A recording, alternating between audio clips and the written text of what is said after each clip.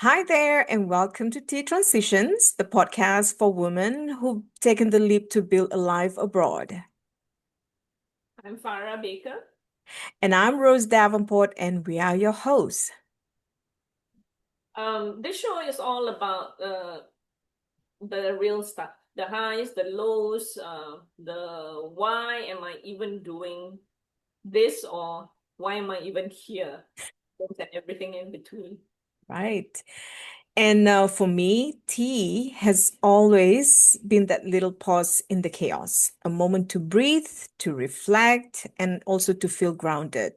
That is the vibe we are bringing here in this podcast, an honest conversation in a space that feels warm, safe, and real. Whether you're settling into a new country or figuring out your next chapter, we hope this feels like a cozy chat with friends who get it. Exactly. So let's pour a cup and get into it. In today's episode, we will be interviewing Rebecca, our dear friend.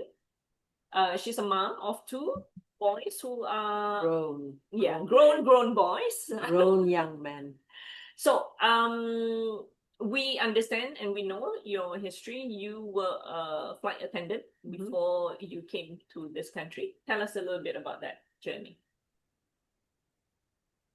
I started it when I was 21. Took me 3 times, but got in. It was with Malaysian Airlines. It's a very short stint. Met my husband, 30,000 feet in the air. Very cliche, but there it was. Got married 4 months later. Everybody told me, "Are you insane? Are you crazy? insane? How do you know he's not a serial killer?" Right. All that shit. But I know I was 23. I was 23. He was a military guy working in Malaysia. I grew up with a military dad. So told myself, never marry someone in uniform. But look what I did. Mhm. Yeah, 4 months late, 4 months after we met, we got married. So you literally married someone like your father then. Kind of. Yeah. Yeah. And subsequently, you guys then moved from Malaysia to his next posting. Yeah. Because viewers, if you're not aware, of course, most military personnel will be posted for a number of years in one station, and then subsequently they'll be reposted until their tour of duty is done. Now, so where did you go after that? South Korea. Was that life like in South Korea? Do I assume you stayed on a base? Yes, we stayed on base. We got housing on base. You have the option of living off base, but they give you a housing allowance, and so you try to keep it within that allowance if you can. But we were comfortable on base. We were like right across the commissary, so I didn't really have a culture shock to say living on base, because like I said, my dad was police paramilitary in Malaysia, so I grew up living on bases. I never knew any other ways of living. So it was comfortable for me. Lucky Mike. Someone who could assimilate. I could deal with it. Yeah, I don't think it's a lifestyle for everybody, mind you. I don't know Right. that could. Now, having said that, are there a lot of restrictions living on base? Certain places you get posted to, yes, in like South Korea, because South Korea, North Korea. There are restrictions. There are curfews. There will be times when they will tell us, okay, gate is closed, nobody's supposed to leave for one thing or another, and it's fine. We're like, when you're living on base, it's kind of like you have everything there. You really don't need to go off base if you don't want to. you go off base because you want to find local food, you want to find local shopping places, you know. Now you mentioned the commissary. For those who are not aware, the commissary is like a supermarket basically, but on base they call it the commissary. Just for information. And subsequently, now, did you have your babies while you were in Korea? I was pregnant with my oldest while we were in Korea. And then we moved to Okinawa, Japan. Great place. You sure move a lot. Uh, That's good. yeah, not as much as a lot of other women. Right. But we moved to Okinawa, Japan.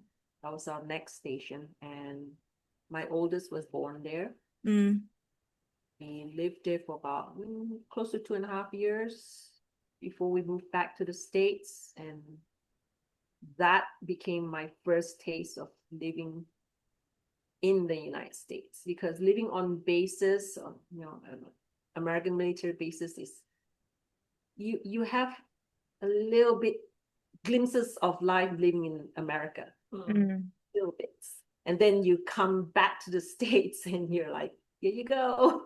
So how was that for you? Was it the glimpses that you saw?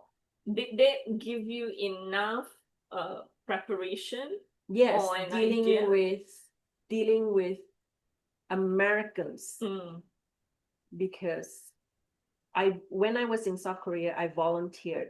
I couldn't really get a job until the last year, and I worked in a bank. Fun, very fun. Because of my prior job as a flight attendant, I loved meeting people. That's how I got into flying. Yeah, right. And then I got into the bank job. Loved it because I met so many people, and I would like go over to Malaysia, go to Singapore. Don't just stay in. So you were promoting. I was like an unpaid tourism ambassador, and like go that way. And a lot of them did, and they would come back and they tell me, "Oh my gosh, bang for your buck." Yes. Now, mind you, this is like 30 years ago. Right. All these young airmen are probably like in their 40s now. Yeah. So how did your identity shift from being a flight stewardess and then jumping to being married and then being a mom? On top of everything else, you transition from one place to the other. How does that transition you? And what did you do for yourself so that you are able to still move on? In like maybe the first year of marriage, it was kind of hard because I was earning my own money. I could do, whatever I wanted with my own. Now, my husband is old school.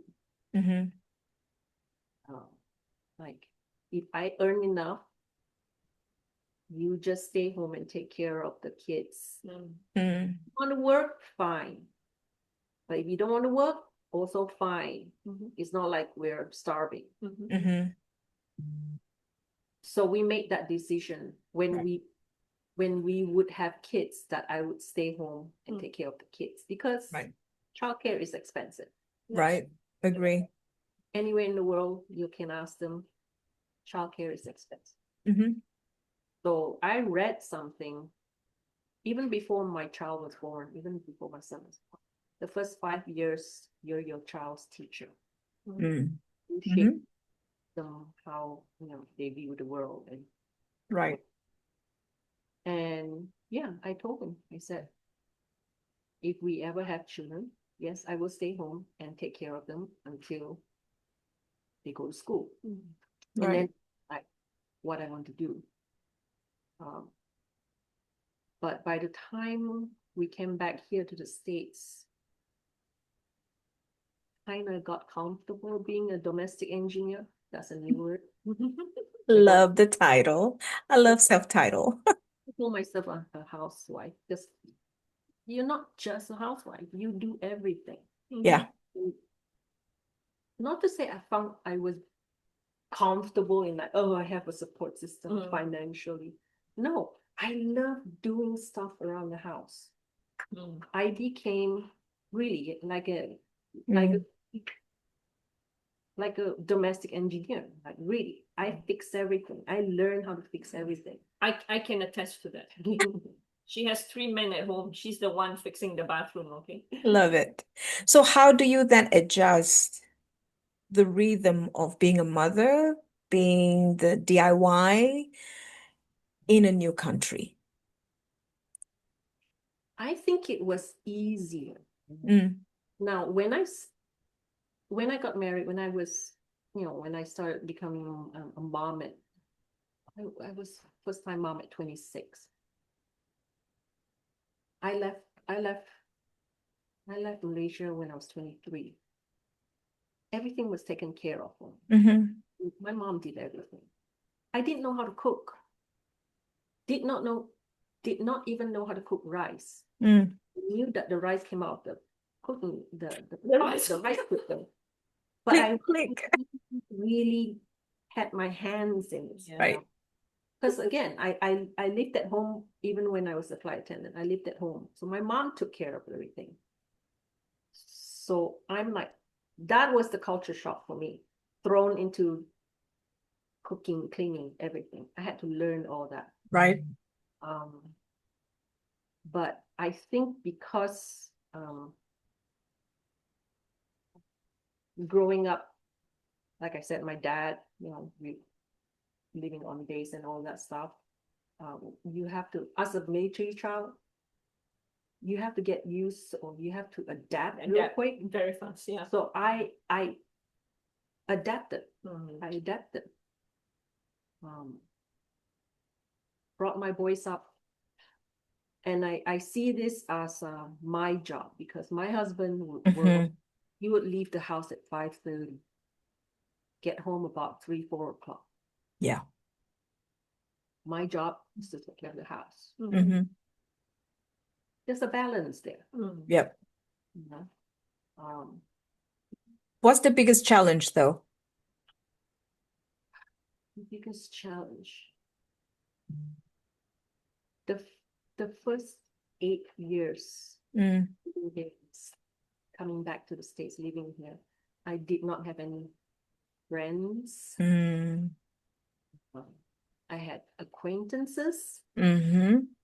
person that likes to socialize with Mhm. friends. Yeah. Friends right now is very small, and I make it so because Mhm. Yeah. a hard lesson a few years ago. Yeah, it was friends, having Yeah. friends. So now you came here, remind me, which year was that when you relocated to the US? 99. 1990. Okay. So Oh, this is wow. prior to social media and Yeah. everything else. Now, I came in 2010. It's a totally different scenario. So people out there understand that this is a totally different lifestyle we're talking about. It's not your, click a button and Yeah. everything. Yeah. No, Yeah. it's not that No situation at all. smartphones. Yes. Not even Facebook. No. No. Going anywhere, you have to print map quest on Maps, the We have MySpace at that time, but I wasn't in that space. MySpace. Yeah. So, this presents a totally different set of challenges. Yeah. Because I think in the context of today, where you are thinking, but I can reach out to a person Yeah. on no such thing back then. Okay. So just so you know, 1999 was a totally different world back then. So now, first 8 years, I understand that pain. I like you, a social person, and I value my relationships very, very much, especially my girlfriends. And so I can imagine for you. And we have to stress on that. Girlfriends. We need a group of girlfriends. Yes, the power of the female energy. Yeah. Now, so how did you end up getting to know people though? After So before I knew any of you, this will bring it back to my other passion besides cooking, baking, my young hobbies. That time I was navigating the internet.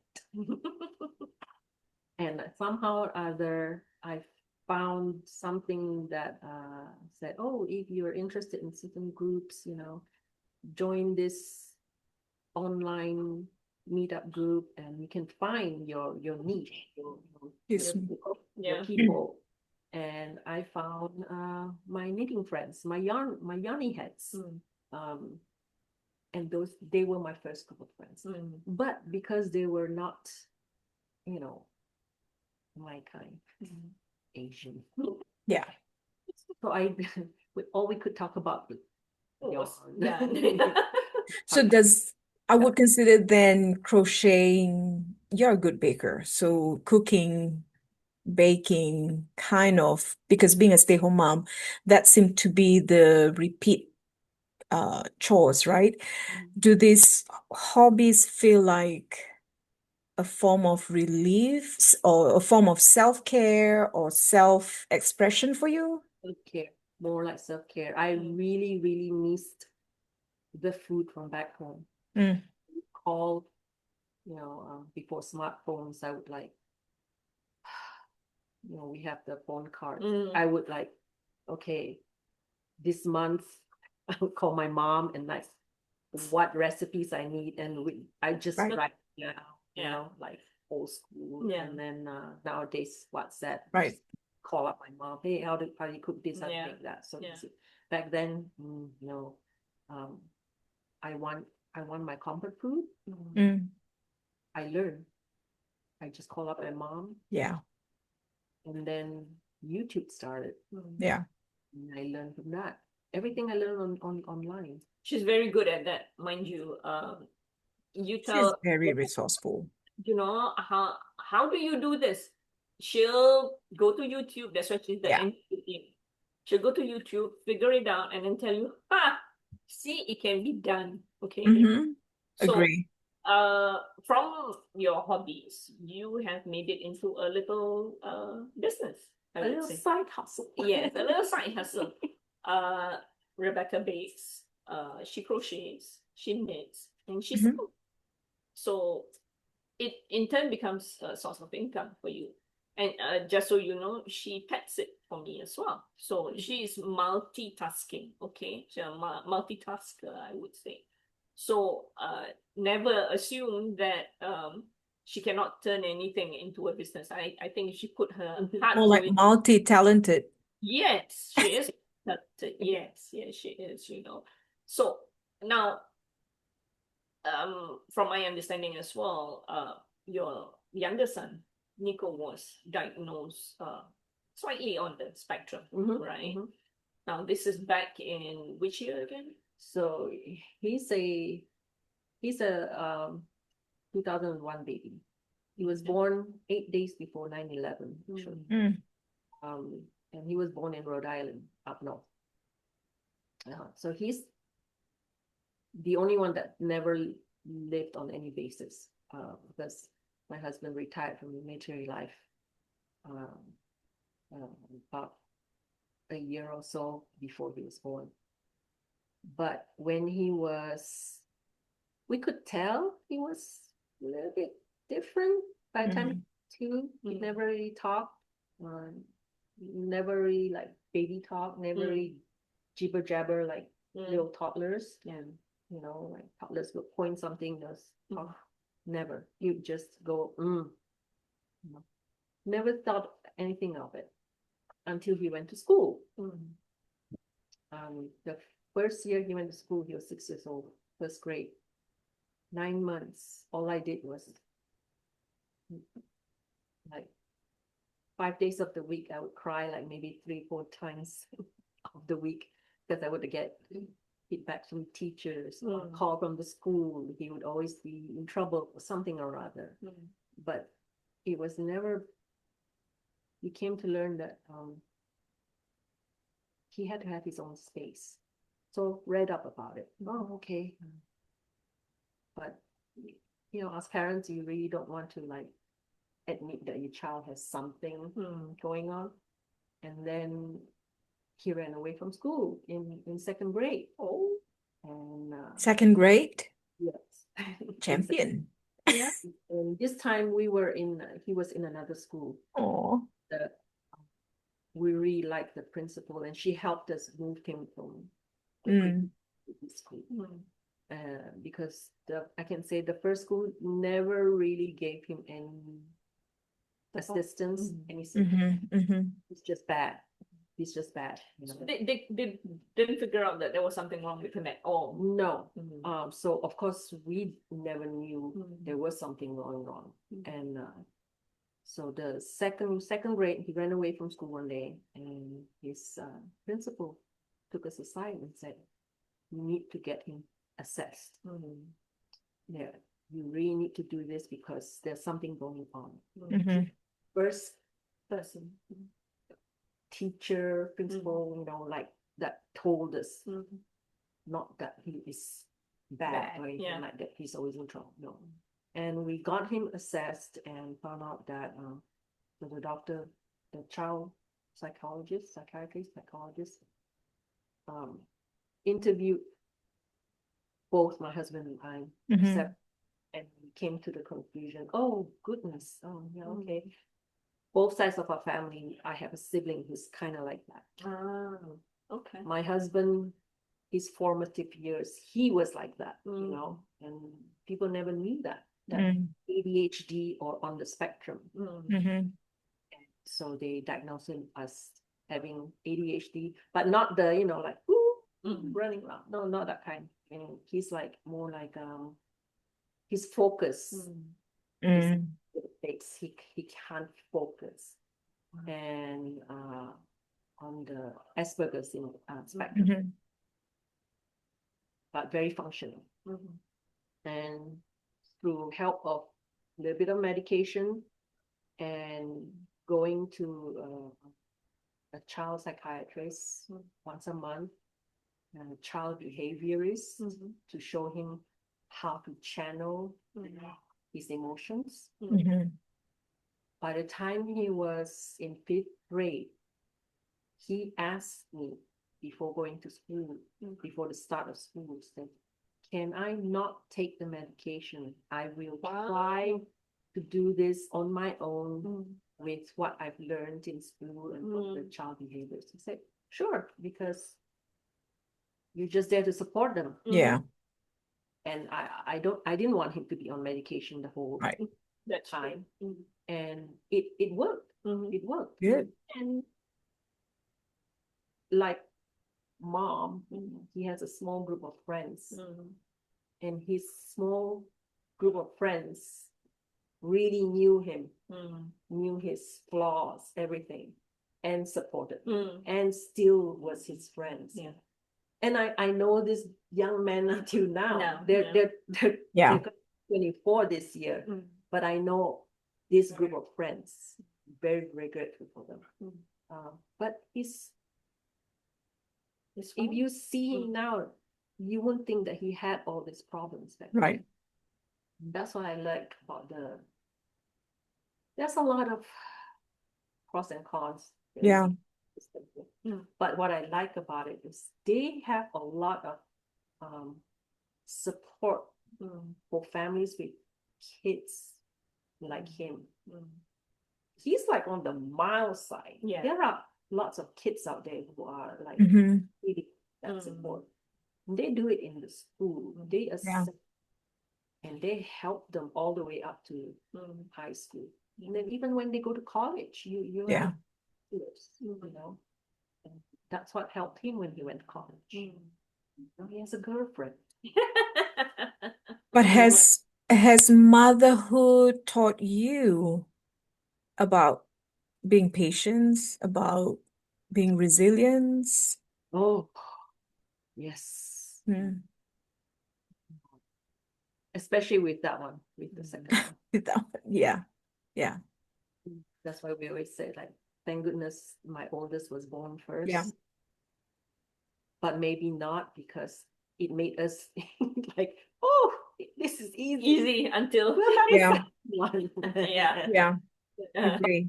The patience came from that, because I knew that even when I was a flight attendant, through behind the smiles Yeah. and all that. Mhm. Really wants to wring the neck of someone. Yeah. I do not have.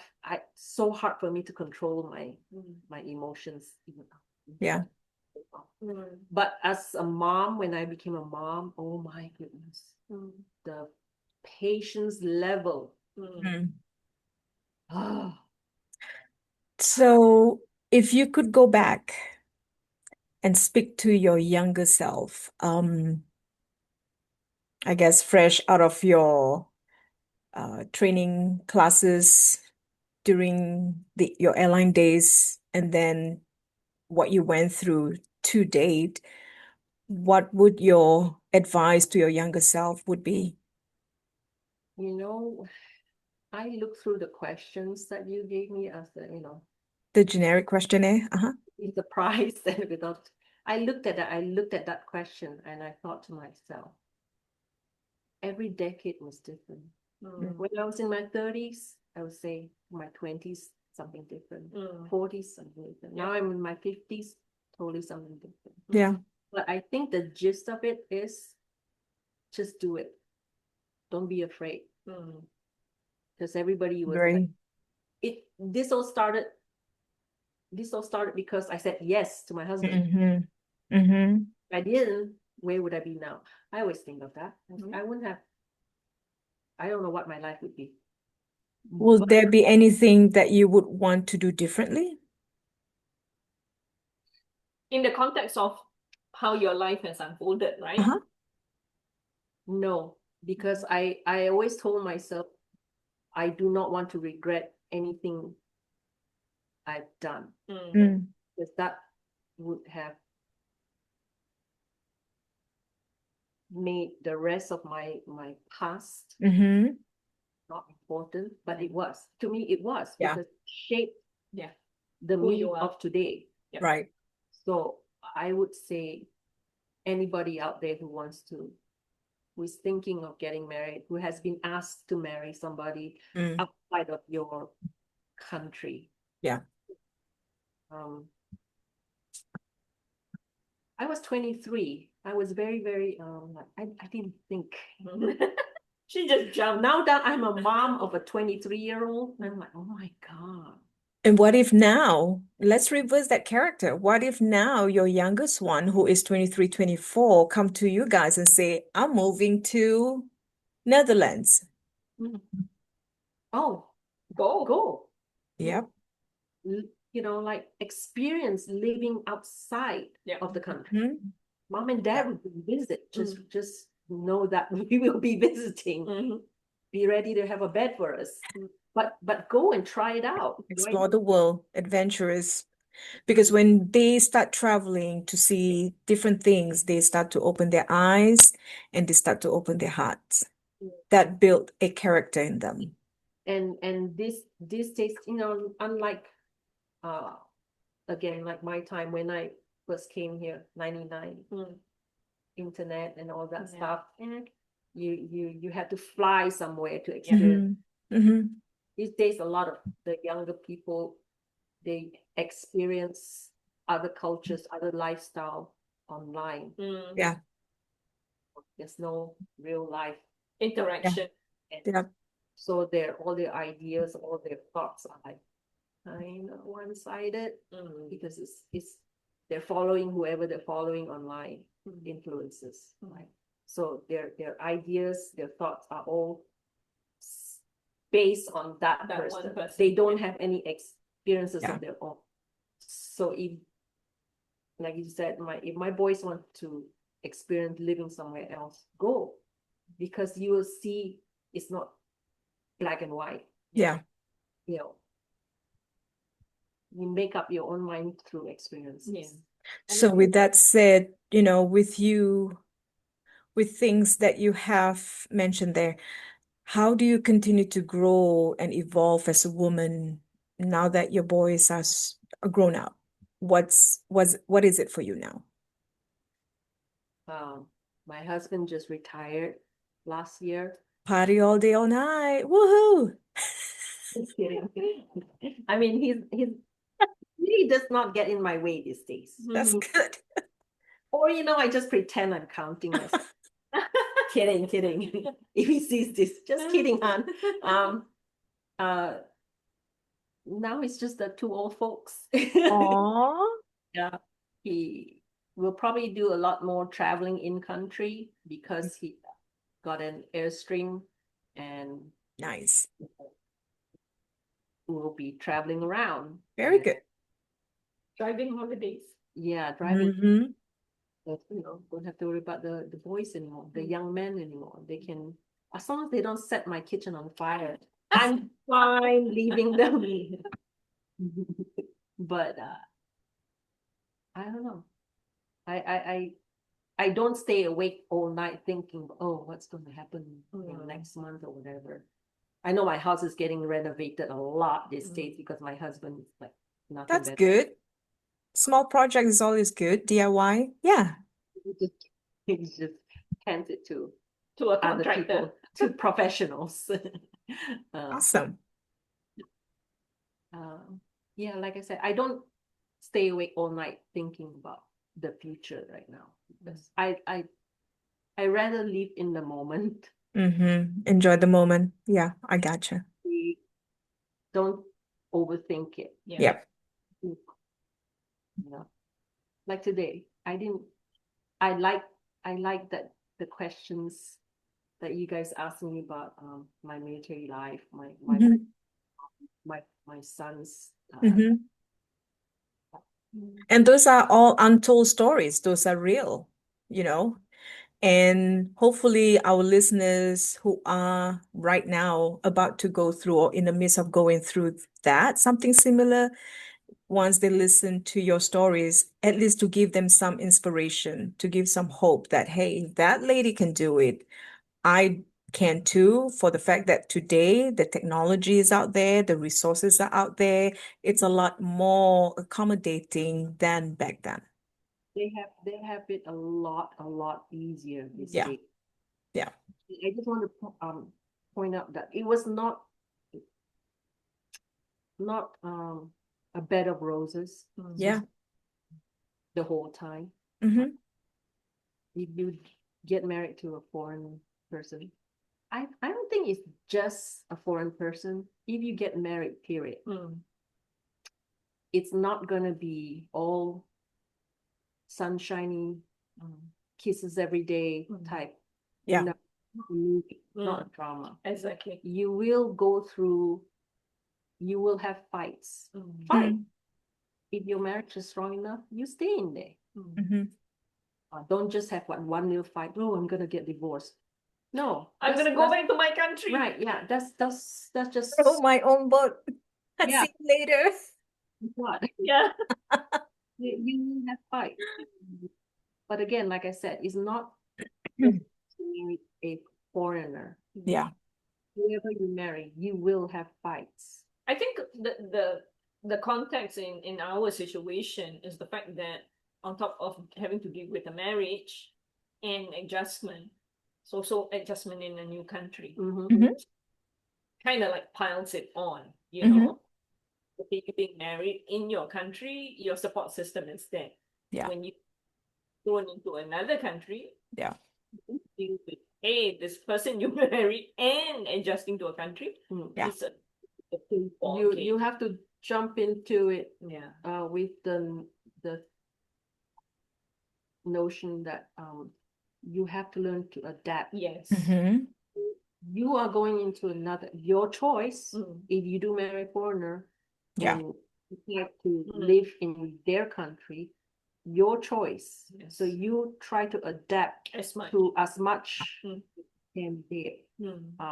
Don't expect people to spoon feed you everything. Learn. It's life. Learn. How you grow. Yes. That's how you grow. And part and parcel of living abroad is assimilation. And that is an important part as well. Okay, in the language, try and integrate yourself with the society without having to lose yourself. Yeah. I mean, living examples of Asian women living in the States, varying degrees from 15 to 30 years, so to speak, Mm. not losing our culture, you know. We tweak it because we Mm. have, Yeah. you know, Tweak it, you yeah. tweak it, but I'd say we're pretty Asian, you know, very much so Yeah. in our diet. I cook Asian Yeah. food nearly every day at home. My boys grow up on Asian food. They Mm. cook Asian food themselves. My husband's easy. He'll eat whatever that he likes to eat, or else he cooks his own stuff. Yeah. And it's always been like that. We hold on to our national costumes, to our traditional outfits. Yeah. Mhm. So we do our best to retain some form of our culture and our cultural habits, so to speak. You know, We get together for Yes. our makan Makan sessions. makan sessions. Yep. And it brings something, and it makes you want to better yourself at cooking Mhm. from home. Yeah. And Yeah. it helps us putting on pounds Yeah. because of all the eating.